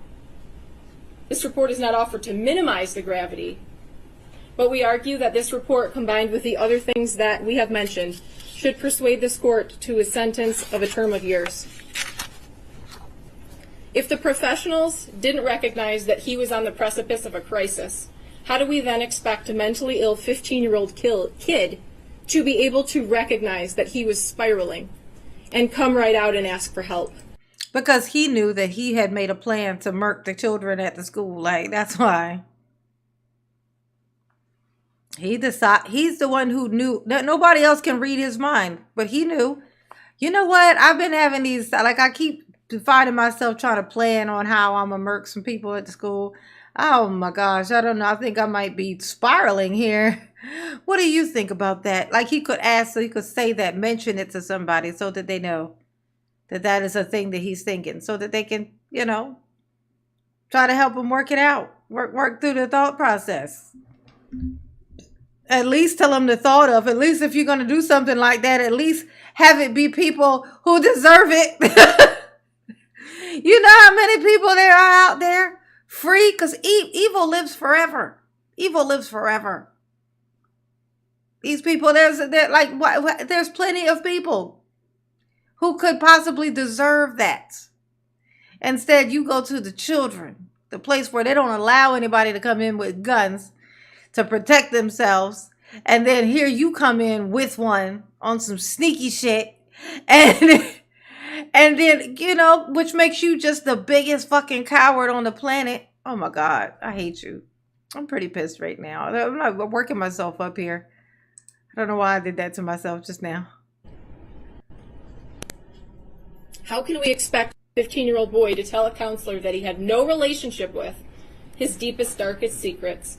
The thoughts that took over his mind. Parents knew all of it. Finally, I want to discuss rehabilitation. Montgomery versus Louisiana. While a sentencing court might encounter the rare juvenile offender who exhibits such irretrievable depravity that rehabilitation is impossible, and life without the possibility of parole is justified, this penalty will be uncommon because of children's diminished culpability and heightened capacity for change. Mm-hmm. When there is no evidence that the defendant could not be rehabilitated, there is no reason to conclude that the defendant, like the great majority of youth, lacks the capacity to change and mature. People versus Taylor. No one has a crystal ball. And while it's impossible to say that Ethan will be able to be rehabilitated and be a productive member of society worthy of release, it will not be impossible to make that determination with decades of daily records of his behavior and human interaction. The parole board can evaluate everything that you do not have at this point to determine if he is rehabilitated. If you give Ethan a term of years, he will have to prove himself every single day. In my sentencing memorandum, I attached triumph reports from Sato. Yeah, but then he could learn how to be a super psychopath manipulator. Like, every time he goes in there, he'll learn some new thing that he needs to do next time to possibly get it. Well, I got to pretend like this. Well, they complain because I didn't do that. So I got to learn how to master looking like I did that. He says that's just going to turn him into a master manipulator. No, ain't nobody, them people don't get to come back to life. He don't get another shot. That's it. Period. That's it. That's it. Rehabilitating for what? What is he going to do coming out as a 65-year-old? What is he going to do having gone in that young of an age? Him at 65 on the outside is just going to be a confused man. Like, this is no.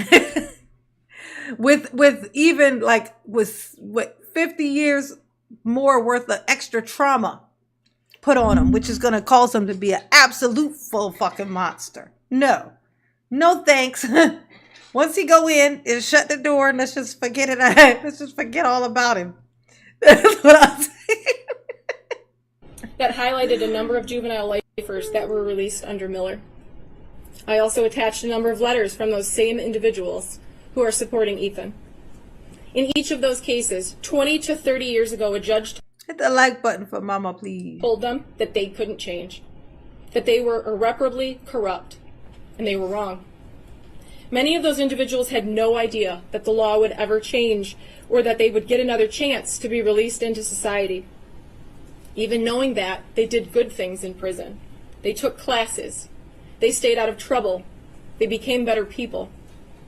And when the laws changed and the court found that they could be released, they became productive members of society. Rehabilitation is possible, and those people are living proof. We are looking at the ability to be rehabilitated. We need not actually prove that complete rehabilitation has happened. He has participated each week in therapy and is on medication by his own choice. He has taken those initial steps to change.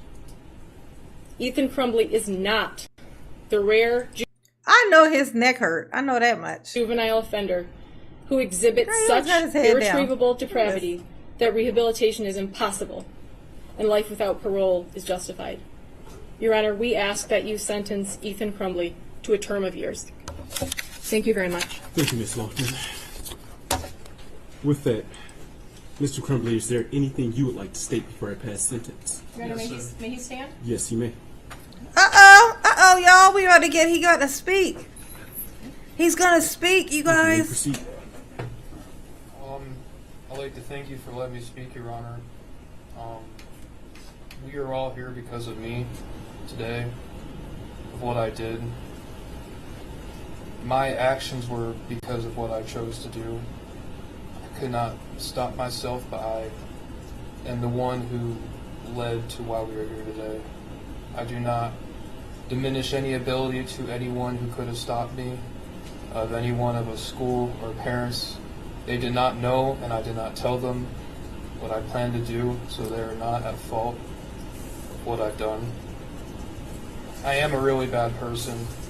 I have done terrible things that no one should ever do. I have lied, been not trustworthy.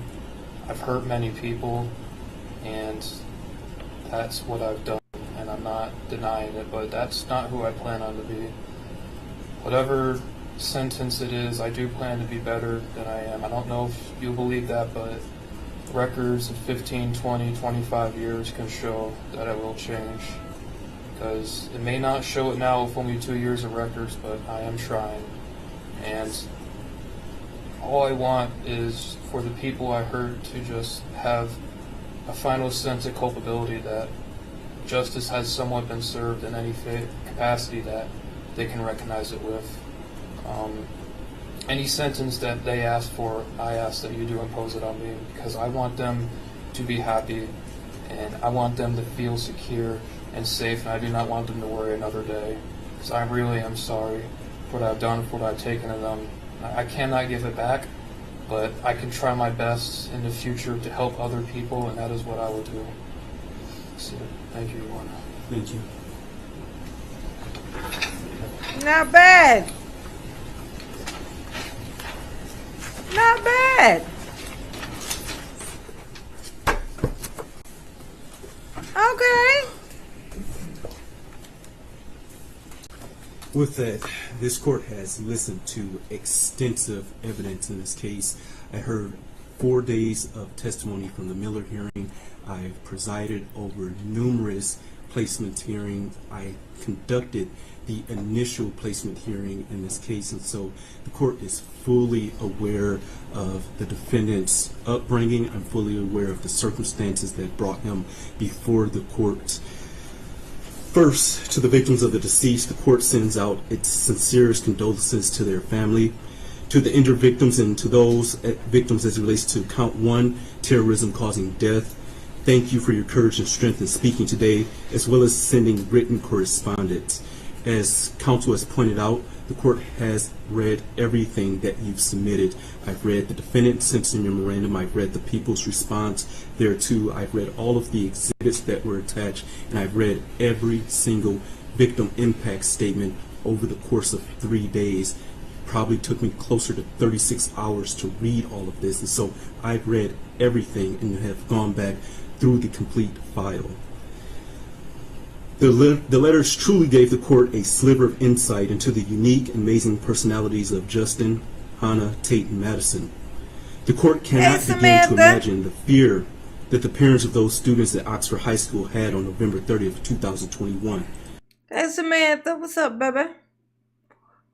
Said this person deserves life without parole. Yeah, he definitely needs to get that. He needs to get that.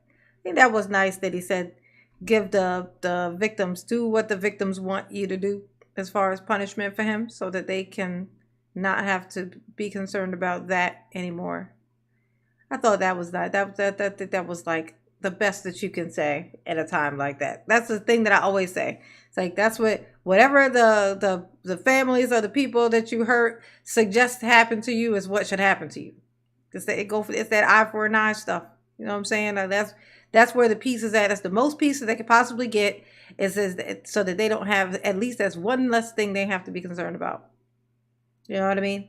So that was a good thing. I'm glad he said that. Hey, Sauce, say coming in here like almost 2 hours. Was you sleeping? What was you doing, baby? I'm happy you're here now. Thank you, boo. I cannot even begin to fathom. To have to wait and mire to see if your loved one would return is heart-wrenching. And that's true terror. Either. Yep. And not to have your loved one show up at Mire, the court could not imagine the pain. I know that whatever sentence the court imposes will not bring your loved one back or cure the mental anguish or lifelong physical scars that some of you have. But I hope that this sentence does allow you to close one chapter in your life.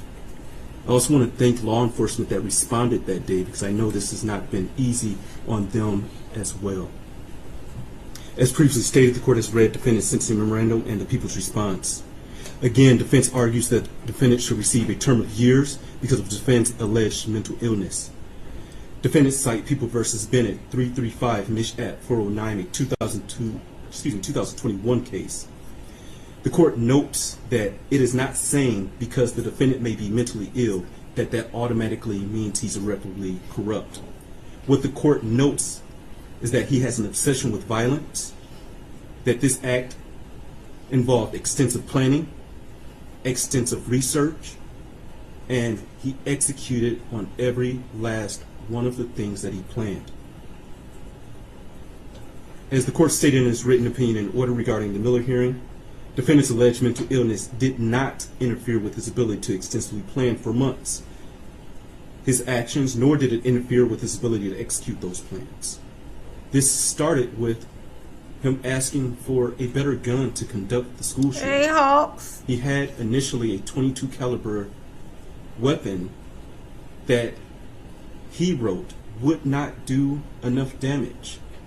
And so weeks and weeks prior to this offense, he started to formulate this plan and knew and asked for the weapon that he could cause the most harm with.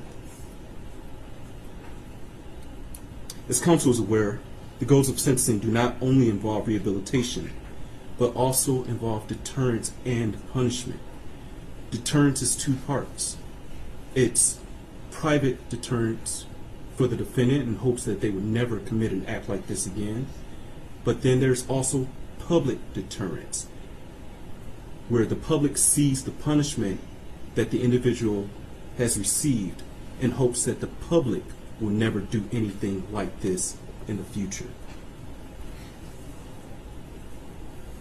The court has read the report from Guidepost Solutions. It was very lengthy. Respectfully, the court does not find this report to be mitigating in this case. The report simply points the finger at Oxford Public Schools. While the court agrees that more possibly could have been done, that issue is not properly before this court. We are here for sentencing based upon the defendant. Yeah, his parents are in the slammer, Raquel. Yep. They in there, they about to have their own whole trial, and I can't wait for that either. Actions, not the alleged shortcomings of others. Mm-hmm. As the defendant pointed out himself, he took responsibility. Mm-hmm. And he himself is not asking this court for a term of years. The court cannot underscore defendant's extensive planning and execution in this case enough. He practiced shooting at a gun range. Mm-hmm. He practiced racking and unracking the gun. And on November 30th, 2021, he could have chosen not to conduct the school shooting. When his parents were called to the school on that morning for his drawings, he could have said something then. He had a gun in his backpack at that time. When the school counselor advised the parents to please get him help within the next 48 hours, He could have stopped then and simply accepted the help that was going to be offered for him. Because according to the reports, his mother said that she'd get him the help. He could have changed his mind. Unfortunately, after shooting the first person, Phoebe Arthur, he could have changed his mind at that point. But he didn't. He continued to walk through the school, picking and choosing who was going to die. As the defendant said in his own words, this is nobody's fault but his own. He stated this afternoon that with help, that probably would not have stopped him. Yep, that's what That he is said. absolutely concerning to this court. The court apologizes to the victim for the bluntness, but defendant shot and killed Justin Schilling at point blank range after having him get down on his knees in front of another student. He shot Hannah, who was already shot once before. He walked up to her to finish the job by shooting her again. That is an execution. That is torture. He shot most people multiple times. And as he wrote, he did this for notoriety. And he wanted to go down in history as the biggest school shooter in Michigan history. The court cannot ignore the deep trauma defendant caused to the state of Michigan, but in particular the Oxford community. The court simply cannot ignore that. The court notes that teachers and students returned to Oxford High School after this tragic event. The court cannot even fathom or imagine He killed 4. walking through the halls of that school knowing that your fellow student, your friend, your classmate was killed in a restroom or in the hallway. Most, if not all, of the letters that I read advised the court that there are a significant number of people in Oxford that now have PTSD, that now have survivor's guilt, and deep depression that arose from this incident. Defendant's actions clearly created a new normal for all of the individuals involved, and all of those indirectly impacted as well. Unfortunately, this is what the defendant wanted, as he wrote in his journal. He wanted to see the impact of his crime, which is why he did not take his own. 6 through 12, assault with counsel brought up an issue of making bombs for Hitler. The court, that does not change the court's opinion about the defendant's obsession with violence. I thank Ms. Hopp for bringing that to my attention, but it still does not change the court's opinion about him being obsessed with violence, because his obsession was also outlined in the websites that he visited. His obsession was also outlined in his extensive drawings of violence.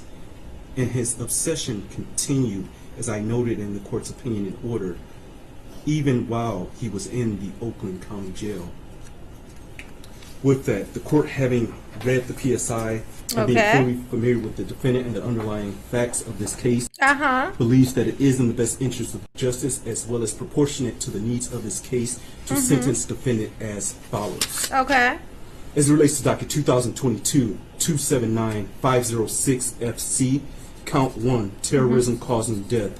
Sentence of the court is that defendant shall serve life without the possibility of parole, credit for 8 days served.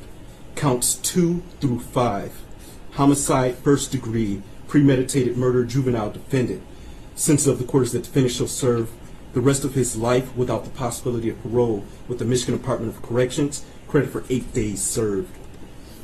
On counts 6 through 12, assault with intent to murder. On each of the counts, defendant is sentenced to 18 years and 9 months to 80 years with the Michigan Department of Corrections, credit for 8 days served. On counts 13 through 24, those being felony firearm, defendant is sentenced to 2 years with the Michigan Department of Corrections on each of those counts with credit for 730 days served. Counts 1 through 12 are concurrent to each other, and counts 13 through 24 are concurrent to each other. Count 1 is consecutive to count 13. Count 2 is consecutive to count 14. Count 3 is consecutive to count 15. Count 4 is consecutive to count 16. Count 5 is consecutive to count 17. Count 6 is consecutive to count 18. Count 7 is consecutive to count 19. Count 8 is consecutive to count 20. Count 9 is consecutive to count 21. Count 10 is consecutive to count 22. Count 11 is consecutive to 23. And count 12 is consecutive to count 24. All of those consecutive counts are by reason of the felony firearm statute. Is there a challenge to restitution here? There is not, Your Honor. Thank you. Restitution will be set in the amount of $20,781. State costs will be set in the amount of $1,632. Okay, so well, that wasn't shocking. That wasn't shocking. I mean, he pled guilty. You know what I'm saying? Look at the whole. I know what I'm gonna tell you. What I know. I know that his neck hurts. I know. I know for a fact. I don't know much, but I know his neck hurts. And that may be all that I need to know. Right, Ethan? High five. Thank you, Samantha. Said hi, mama and siblings. Sorry, but people that mess up schools, malls, theaters, etc. make my blood boil. I agree, mama. If the victims want it, allow it. Yes. If we need him to stand in the middle of the street so the victims can drive right through him, you know what I'm saying? Like magic. Make it so. Make it so. Okay? Make it so. If the victims want it, allow it. Okay? If you have not, hit that like button for mama. Yes, please and thank you. Please and thank you. Yes. Okay? Sorry I'm late, but just going through something. I know, honey pot. I know. Everybody was asking about you last night. I was like, oh, she's probably resting up. She's got a lot going on. You know what I'm saying? My baby, Sam. My Sammy, baby pie. Okay. No apologies ever needed. All right. Mama appreciate you. Yes, you do. Okay. Hit the like button for mama. Okay, I'm going to close this particular live down because I was watching this. I thought this was interesting, these little two things going on. You know what I'm saying? I was like, you know what? I'm going to watch them with my booze. Just open it up. Why not? You know, it was nice and early. So I'm going to close these down. I might make a couple shorts or something like that. And I'm going to open up another live stream, you know, my regular like type live streams. You know what I'm saying? For the day. Okay. So I'm gonna close this down and then I'll be back a little later, probably around 7:30ish. Okay. Oh, thank you, Samantha. Thank you, boo. 5 gifted membership. 5 gifted membership. Ooh. Who got one? Amanda Page, Elizabeth Morton, Laura Mays, Janine, my fellow Janine, Carol Deaton. Welcome to the membership, boos. Yes. How the heck are yous? Yeah. Ooh. Yeah, Ethan is no Durrell for sure.